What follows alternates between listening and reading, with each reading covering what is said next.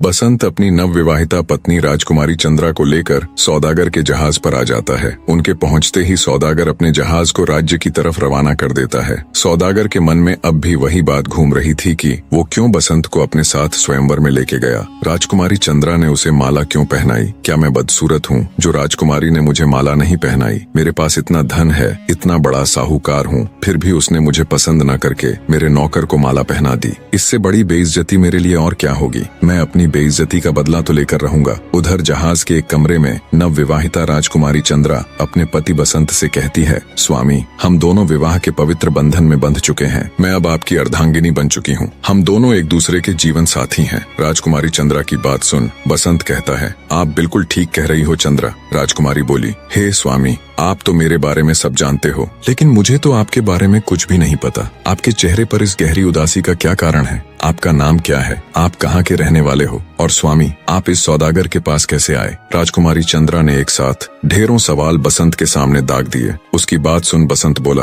हे राजकुमारी, मेरी कहानी बहुत ही दुख भरी है। आप क्यों मेरे दबे हुए जख्मों को फिर से हरा करना चाहती हो? बसंत की बात सुन राजकुमारी चंद्रा बोली, नहीं स्वामी, आपका जो भी दुख सुख है वो मेरे साथ बांटिए। मुझे आपके बारे में सब जानना है। राजकुमारी की जिद देख बसंत कहता है, तो सुनो राजकुमारी, मैं धारा नगरी के राजा खड्ग सिंह का छोटा बेटा बसंत हूँ। मेरे बड़े भाई का नाम रूप था। बचपन में ही हमारी माता का स्वर्गवास हो गया। इतनी बात सुन राजकुमारी चंद्रा बोली, ओहो स्वामी, ये तो बहुत दुख की बात है। बसंत आगे कहता है, चंद्रा, हमारे दुखों का अंत यही नहीं हुआ। इसके बाद हमारे पिता ने दूसरी शादी कर ली। एक दिन हम दोनों भाई खेल रहे थे। खेलते खेलते हमारी गेंद मेरी मौसी के महल में चली गई। मेरा भाई रूप जब गेंद लेने गया तो मेरी मौसी ने मेरे भाई पर झूठा आरोप लगाकर मुझे और मेरे भाई दोनों को नगर से निकलवा दिया। इतना सुन राजकुमारी चंद्रा दुखी हृदय से कहती है, ये तो आपके साथ बहुत ही बुरा हुआ स्वामी। बसंत बोला, आगे सुनो चंद्रा, हम दोनों भाई भटकते भटकते जंगल में पहुंच गए। वहाँ हम दोनों भाई एक पेड़ के नीचे सो गए। जब मैं सोकर उठा तो मुझे मेरा भाई रूप कहीं भी नजर नहीं आया। राजकुमारी चंद्रा बोली, क्या? बसंत बोला, हाँ चंद्रा, पता नहीं मुझे छोड़कर मेरा भाई कहाँ चला गया। क्या पता उसे किसी जंगली जानवर ने उठा लिया या उसके साथ क्या हुआ। मैंने अपने भाई को बहुत ढूंढा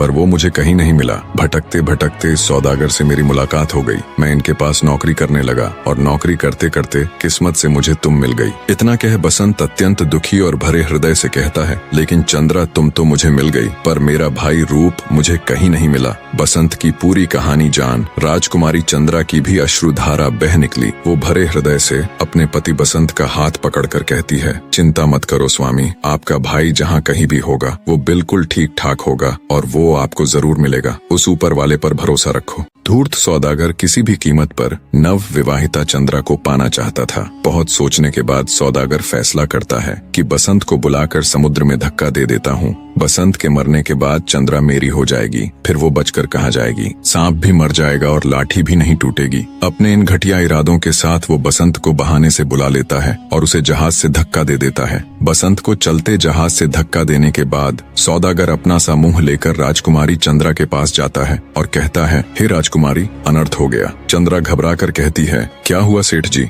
धूर्त सौदागर उससे कहता है, वो बसंत बाहर खड़ा होकर नजारा देख रहा था, तभी उसका पैर फिसला और वो समुंदर में गिर गया। ये सुन चंद्रा के पैरों नीचे से धरती खत्म हो जाती है। वो सहम कर कहती है, नहीं नहीं सेठ जी, ऐसा नहीं हो सकता। सौदागर कहता है, मुझे माफ करना चंद्रा, मैंने उसे बचाने की बहुत कोशिश की पर मैं ऐसा करने में सफल नहीं हो पाया। ये सुन राजकुमारी चंद्रा दहाड़े मार मार कर रोने लग जाती है और कहती है, हे भगवान, ये क्या हो गया? आपने ये क्या कर दिया? मैं तो बसंत के लिए अपने माँ बाप तक को त्याग कर यहाँ आई थी। अब मैं किसके सहारे रहूंगी भगवान? तूने तो मेरा सहारा ही छीन लिया प्रभु। चंद्रा को रोते बिलखते देख सौदागर उससे कहता है, रो मत चंद्रा, रोने से क्या फायदा? भगवान के सामने इंसान का भला क्या बस चलता है। राजकुमारी चंद्रा रोते रोते कहती है, ये मेरे साथ क्या हो गया? एक ही तो सहारा था, वो भी आपने मुझसे छीन लिया भगवान। अब मैं क्या करूं? तब सौदागर कहता है, हे राजकुमारी, चिंता ना करो, मैं तुम्हें अपनी सेठानी बनाऊंगा। ये सुन राजकुमारी चंद्रा के तन बदन में आग लग जाती है। वो खा जाने वाली नजरों से सौदागर को देखती है और कहती है, दुष्ट इंसान, तूने ऐसा बोल भी कैसे दिया?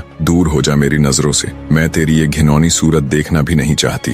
ये सुन जब सौदागर राजकुमारी के निकट आ उसे छूने की कोशिश करता है, तब राजकुमारी कहती है, दुष्ट सौदागर, मैं एक सती स्त्री हूँ। तूने अगर मुझे छूने की कोशिश की तो तू भस्म हो जाएगा। ये सुन सौदागर ठिठक कर रुक जाता है और कहता है, अरे चंद्रा, गुस्सा क्यों करती हो? मैं तुम्हें महलों की रानी बनाकर रखूंगा। अनेकों दासियां तुम्हारी सेवा करेंगी। तुम जो मांगोगी वो तुम्हारे कदमों में लाकर रख दूंगा। सौदागर की बात सुन राजकुमारी चंद्रा बोली, अरे दुष्ट आदमी, तुम्हारी बुद्धि भ्रष्ट हो गई है। मैं पतिव्रता स्त्री हूँ, तुमने मुझे समझ क्या रखा है? भगवान के लिए दूर हो जाओ मेरी नजरों से। चंद्रा की बात सुन सौदागर चुपचाप चंद्रा के कमरे से चला जाता है और विचार करता है, आखिर कब तक राजकुमारी मेरा विरोध करेगी? एक न एक दिन तो ये मेरी होकर ही रहेगी। इसके पास और कोई रास्ता नहीं। सौदागर का जहाज उसके राज्य में पहुंच जाता है। उधर जब बसंत को सौदागर ने जहाज से धक्का देकर गिरा दिया था तो उसे एक काठ का टुकड़ा मिल जाता है, जिसके सहारे बसंत कई दिनों तक समुद्र में जूझने के बाद बचकर बाहर निकलने में सफल हो जाता है और चलते चलते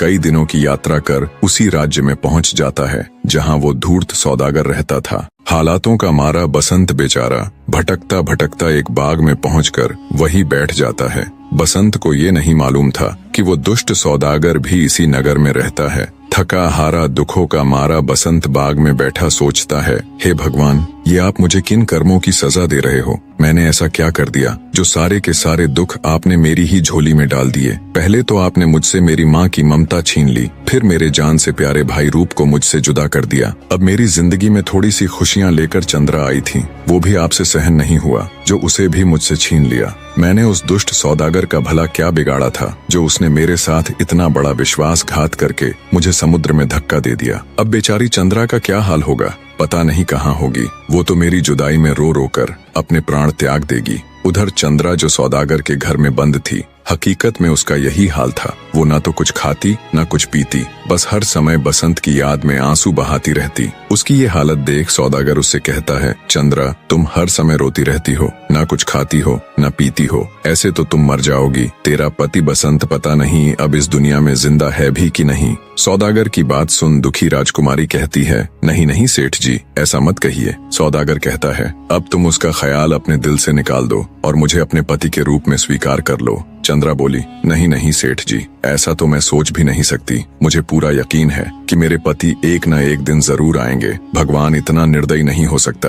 राजकुमारी चंद्रा की बात सुन सौदागर चिढ़कर कहता है, चंद्रा, बसंत अब इस दुनिया में नहीं है। अब ये स्वीकार कर लो और मुझसे विवाह कर लो। क्या कोई भी ऐसा रास्ता नहीं है जिससे तुम मेरी बात मान लो? तब चंद्रा कहती है, सेठ जी, एक रास्ता है। सौदागर खुश हो कहता है, क्या रास्ता चंद्रा? जल्दी से बताओ। राजकुमारी चंद्रा कहती है, आप मुझे 12 महीने का समय दे दो, तब तक मुझे हाथ भी नहीं लगाओगे। अगर इन 12 महीनों में मेरा पति बसंत नहीं आया तो फिर जैसा आप चाहोगे वो मुझे मंजूर होगा। सौदागर खुश हो उसकी बात मान लेता है और कहता है, 12 महीने तो क्या, 12 साल या 12 जन्मों तक भी मैं तुम्हारा इंतजार कर सकता हूँ चंद्रा। सेठ इतना कहे वहाँ से चला जाता है। वो राजा रूप से गुजारिश कर अपने घर के आगे कड़ा पहरा लगवा देता है। सौदागर की विनती पर राजा रूप हर रोज अपने 2 शाही सैनिकों को पहरेदारी के लिए सौदागर के घर भेजने लग जाता है। ऐसे ही समय बीतता चला जाता है। बसंत इस बात से बिल्कुल अनजान था कि उसका भाई रूप सही सलामत ही नहीं बल्कि इस नगर का राजा भी है। वो राजा की फौज में भर्ती हो जाता है। फिर एक दिन संयोगवश सौदागर के घर के बाहर पहरेदारी के लिए जिन 2 सैनिकों की ड्यूटी थी उनमें एक सैनिक बसंत भी होता है।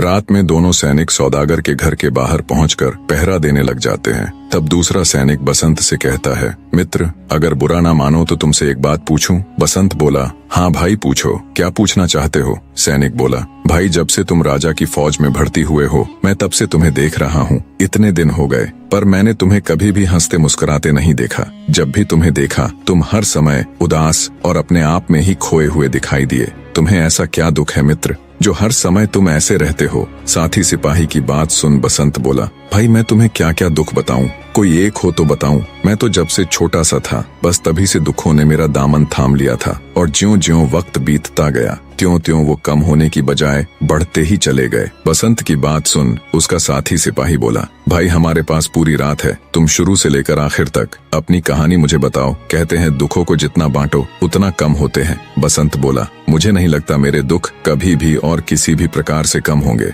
पर मैं तुम्हें अपनी आप बीती जरूर सुनाऊंगा। इतना कहकर बसंत अपने बचपन से लेकर कैसे वो दोनों भाई हंसी खुशी खेला कूदा करते थे, कोई चिंता कोई फिक्र नहीं थी। माता पिता के राज में नौकर चाकर थे, कैसे माता पिता उन्हें लाड लड़ाया करते थे, और अब तक कि कैसे सौदागर ने उसे जहाज से धक्का दे दिया और फिर वो बचकर राजा की फौज में शामिल हो गया। सारी दास्तान अपने साथी सिपाही के आगे बहते अश्रुओं के साथ कह सुनाता है। साथी सिपाही भी उसकी दास्तान सुन भाव विभोर हो उठता है और कहता है, सच में मित्र, तुम्हारी दास्तान तो बहुत दर्द भरी और रुला देने वाली है। उधर घर के अंदर बंद राजकुमारी चंद्रा भी गुमसुम बैठी हुई थी। बाहर जब बसंत अपनी आप बीती सुनाना शुरू करता है तो जानी पहचानी कहानी सुन राजकुमारी चंद्रा के भी कान खड़े हो जाते हैं। वो रात के सन्नाटे में बसंत की आप बीती के रूप में दर्द भरे शब्द सुन लेती है। पूरी दास्तान सुन राजकुमारी चंद्रा के भी रोंगटे खड़े हो जाते हैं। उसका मुरझाया चेहरा कहानी सुन हल्की सी उम्मीद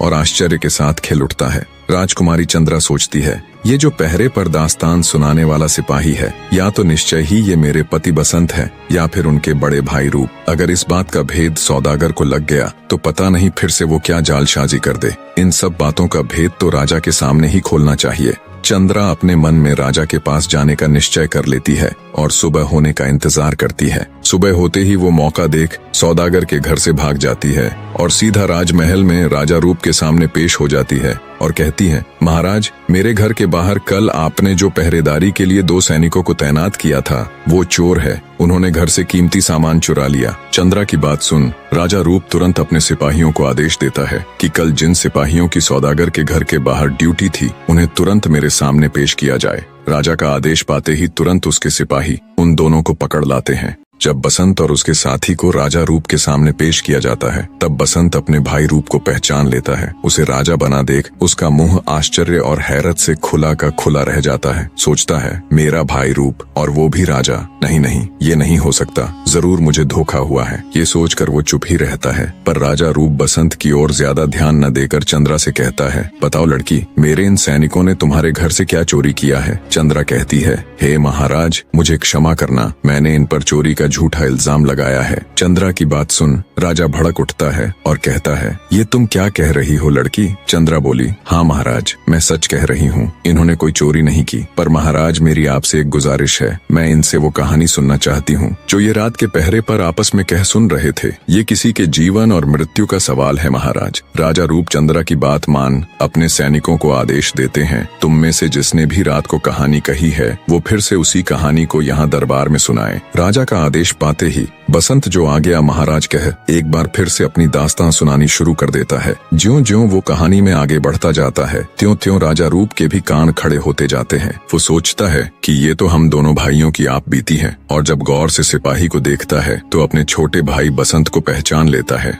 बसंत को देखते ही राजा मारे खुशी के राजगद्दी पर ही सुन्न रह जाता है। राजा के मुख से कुछ भी बोल नहीं निकलते। जब बसंत अपनी कहानी पूरी करता है तो राजा रूप अपनी गद्दी से खड़ा हो चिल्लाता हुआ उसकी तरफ दौड़ता है, मेरा भाई बसंत, और बहते अश्रुओं के साथ जोर से अपने छोटे भाई बसंत को आलिंगन में भर लेता है। उधर बसंत का भी यही हाल था। अपने भाई रूप से मिल उसकी भी आंखों से लगातार अश्रुधारा बह रही थी। राजकुमारी चंद्रा भी ये देख अत्यंत खुश हो जाती है और अपने खुशी के आंसुओं को रोक नहीं पाती। दोनों भाइयों की कहानी सुन और उनका आपसी प्रेम देख पूरा राज दरबार जोर जोर से तालियां बजा रहा था। सबकी आंखों में आंसू थे। महाराज रूप के हुक्म से दुष्ट सौदागर को तुरंत पकड़ लिया जाता है और उस नीच को जिंदा धरती के अंदर गाड़ दिया जाता है। बसंत के कहने पर दोनों भाई धारा नगरी में अपने पिता राजा खड्ग सिंह के पास जाते हैं और उन्हें सारी सच्चाई कह सुनाते हैं। सारी सच्चाई जान राजा खड्ग सिंह अपने घुटनों पर बैठकर दहाड़े मार मार कर रोता है और कहता है, मुझसे अनजाने में बहुत बड़ा पाप हो गया प्रभु, मुझे माफ कर दो बेटों। तुम्हारी माँ की बात मान लेता तो मैं इतने बड़े पाप का भागीदार नहीं बनता। वो तुरंत अपने सैनिकों को आदेश देकर उस कुल्लटा रानी का मुंह काला कर उसे गधे पर बिठाकर पूरे राज्य में घुमवाता है और अंततः उसे राज्य महल से बाहर निकाल देता है। रानी को सजा देने के बाद राजा खड्ग सिंह अपना सारा राजपाट अपने दोनों बेटों के हवाले कर पश्चाताप करने के लिए जंगलों में चला जाता है। रूप अपने भाई बसंत को खुशी खुशी धारा नगरी की गद्दी पर बिठा उसका राज्य तिलक कर अपने राज्य लौट जाता है। राजा बसंत हाथ जोड़कर इन सब के लिए भगवान का शुक्रिया अदा करता है और खुशी खुशी राजकुमारी चंद्रा के साथ एक सुंदर जीवन व्यतीत करता है। कहानी का निष्कर्ष बताने से पहले मैं आप सबका एक बार फिर से कहानी में अंत तक बने रहने के लिए तहे दिल से धन्यवाद करता हूं। निष्कर्ष, ये सिर्फ एक कहानी नहीं थी, यह प्रेम, त्याग, न्याय और नियति के संघर्ष की एक अद्भुत गाथा थी।